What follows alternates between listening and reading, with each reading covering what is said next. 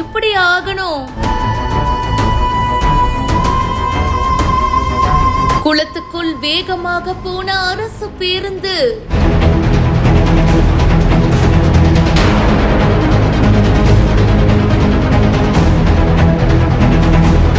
பதறி துடித்து வெளியேறும் பொதுமக்கள்.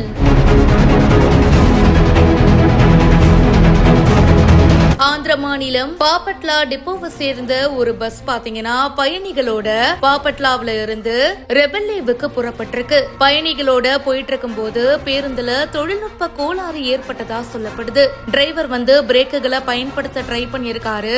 ஆனா அப்பவும் பிரேக் பிடிக்கல அப்படின்னு கூறப்படுது. கட்டுப்பாட்டை இழந்த பஸ் சாலையோரத்துல இருக்கிற குளத்துல இறங்கி இருக்கு. பஸ் குளத்துல இறங்கினதும் உள்ள இருந்த பயணிகள் பதறி போயிருக்காங்க. ரோட்ல போக வேண்டிய பஸ் திடீர்னு குளத்துக்குள்ள இறங்கினா அவங்களும் என்னங்க பண்ணுவாங்க?